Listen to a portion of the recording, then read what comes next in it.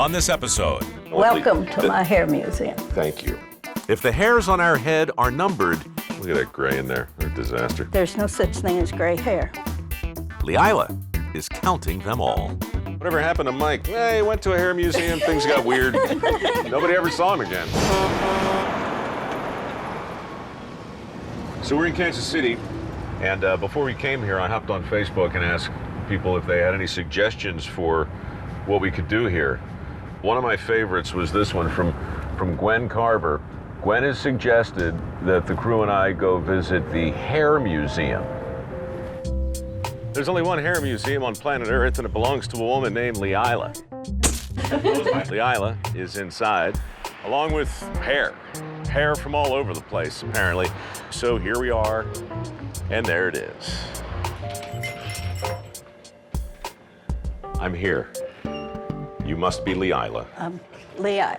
Leila, I'm saying it right. Yes. Leila. Yes, sir. You know, Welcome to my hair museum. Thank you. Your hair museum. Yes, sir.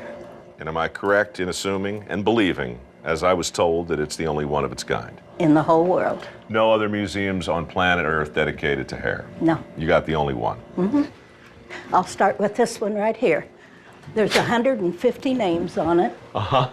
And each one of the pieces, you see the little black and white? That tells whose hair corresponds to the 150 names. The little bird up there at the very top is number 1, and you start down the left side.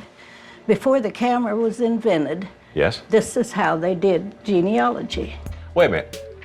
You're telling me that in this frame are pieces of hair from 150 different heads? Yes, sir.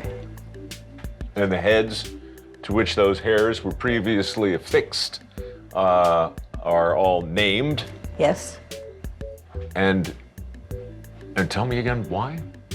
Genealogy, done with human hair before the camera was invented. Before photo albums, we remembered friends and family with collections of their hair. Hair albums, basically. The reason people still are cutting pieces of their baby's hair is Yes. because this is what we were doing, what, 100, 200, 300 years ago? I've traced it to the 15th century. A lady in Norway wrote a book and she traced it to the 12th century. It could be older. 12th century? That's, what is that? It's like 1,000 years ago or something. Who does it? Neighbors, relatives, friends. We did research on this one, and those names, we came up with New Zealand is the country where more of those names are from. How in the world did you, DNA, I guess, right? You took strands of hair and... No, we just Googled the names. Oh. That's much simpler. Yes. All right, so for instance, this is a family. No. No? Not a family? Before women were allowed to go to college, they went to finishing school. That lady is singing, this one is reading, this one is music, this one is painting, this one is either cutting hair or maybe she's a hairdresser, and this one has her fancy work. Fancy work? Yes. Her collar and the that's 3 fancy work. pieces in front of her. Oh, she's making... That's what my grandmother would have called that, fancy work. What the things you do with your hands. That's fancy work? Mm-hmm. I've done some fancy work in my time, Leah. Mm-hmm. What was your grandma's name? Georgianne. The name Leila, I think... My dad's old girlfriend. He went with twins, Leila and Leola. He liked Leila the best. You went with both of them at the same time? No, he went with Leila. And right. I was named after his old girlfriend, and my mother knew both of the twins. So it was okay with her. That's a very understanding set of parents. I thought so. Then, something more surprising. This is the first white child born in Wisconsin. This one was made Whoa, by... what? There. The first white child born in Wisconsin? Mm-hmm. Well, This is Leonie, her death date. And these are rings. rings, hair rings? Yes, sir. No, you got to call them funeral rings because you can't call them hair rings because people will think you sent them a fish. That's right. See what I did there? You need a herring. And if it came from a redhead, you have yourself a red herring. That's right. You are right. I can't be stopped. Oh, yeah. I noticed you charge admission, Yes. but it's what, it was like $6 or Yeah. something? It's cheaper than a haircut. Yeah. I hadn't asked for yours yet. How many crew members? Oh, come on, man. But I tell you what, I got 5. We'll leave a Wait a little minute, early. Are you military by any chance? Yeah? Okay, she gives a discount to the military. How much? Yeah, so it's 3. Since when does Boy Scouts count as military? Don't ever correct me on camera, okay? I was under a lot of pressure for a lot of years. The Scout law is very difficult to memorize. Yeah, that's right. Do you work every day on something in here? Yes. I'm writing 4 books. The first one is going to be the directions how they made these, and that took me 36 years. But I've got plenty of time. Do you have anything made of your hair yet? No, I started a wreath, but someone asked me if I was going to put it in the museum. I said, heavens no, it'll be 100 years before it can go in there. These are true antiques. I like the way you think. This is my wall of famous people, and the first one up there is Elvis Presley. I had classes from his barber. Is that Elvis's hair? Is there a piece Yes. of hair there? Yes, That's it? yes. George Washington, You got George Washington's hair?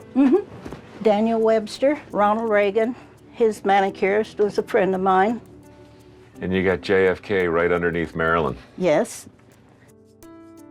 Would that set you back? I never discuss. My husband might be listening to this. I don't discuss prices.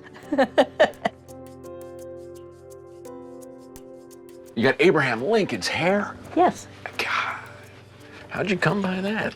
I bought it. You bought it. I bought it. Aaron Burr and Hamilton, you got both? Yes, and a piece of the gun. See that little metal piece? A piece of the gun. Oh, the gun. You got a piece of the gun.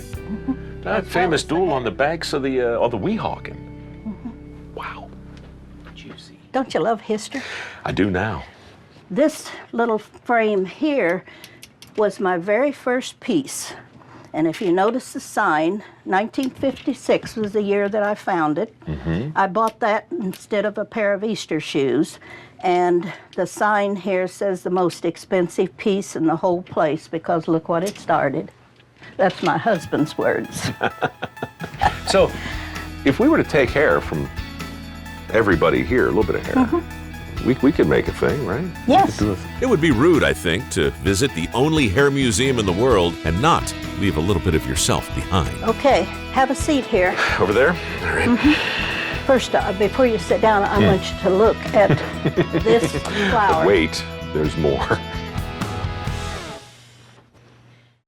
Time for a trim at the world's first and only hair museum. That's flat work, and this one is pulverized hair, so that's what you're going to do. We're making a hair flower, right? Not we, you.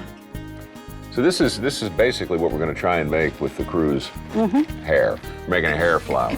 Now, whose hair do I cut first? Yours? Yeah. Beautiful.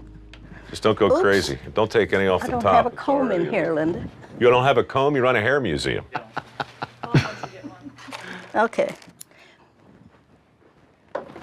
Look at that gray in there. What a disaster. there's no such thing as gray hair. Black, brown, red, blonde, and white, absence of pigmentation. Gray doesn't exist. Again, you are hitting us with the kind of information that we crave on this show, but I all thought too so. rarely get. It doesn't exist. Green eyes do, though. Those are beautiful. You're very kind. Thank you.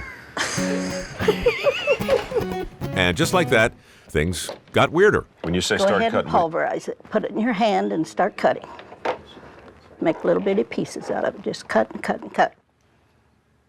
See, working with hair is not easy. There's 5 petals to make that flower. So you would have to cut enough hair to put on all of these petals. good, because I want to use some of Taylor's hair. Look at his hair, man.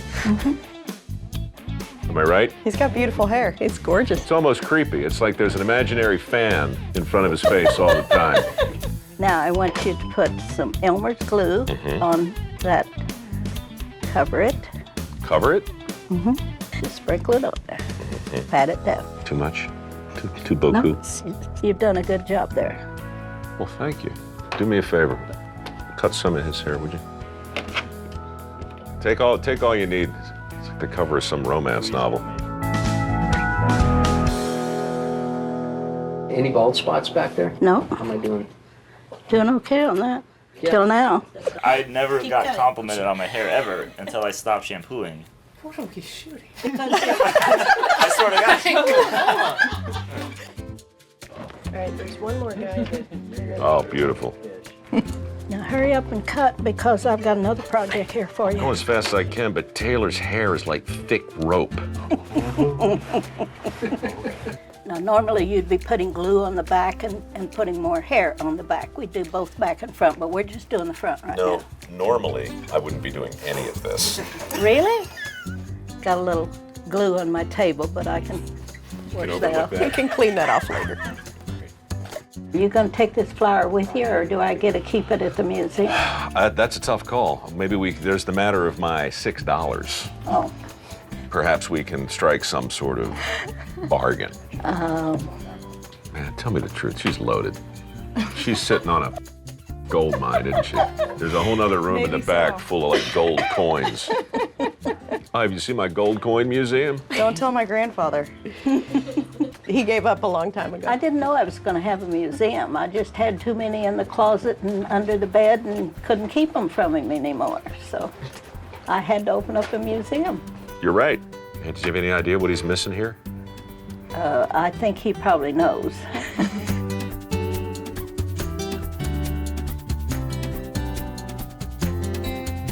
We'll call this flower alopecia. Look what we did. We made a hair flower. I think we need to trim it though, don't we? He thinks he's a hairdresser now. It's very, very important to trim. It's true that your hair keeps growing after you've... Nope. No, Another lie. your body shrivels. Makes it look like your hair grows. Same thing with the fingernails? Yes. Yep. How could you have lived this long and not know all this stuff? These and other happy, buoyant, life-affirming tips coming your way from the Hair Museum right here in Independence, Missouri. Tell me again why you have to do this? Because you like it. No. I know why I have to do it. Why do you have to do it? Because I love it. But we've really had a great time here. Good. It's one of the weirder times we've had. I'll be honest with you. But it's very instructive. The flower there. You getting pictures of this? Well, if we're not, then I'm afraid we've just spent one of the most futile days of our adult lives. Leila didn't set out to create a museum, but her fascination with a centuries-old tradition turned into a passion for keeping this odd bit of history alive. Yeah, she might be eccentric, but that just makes Leila, like her museum, one of a kind.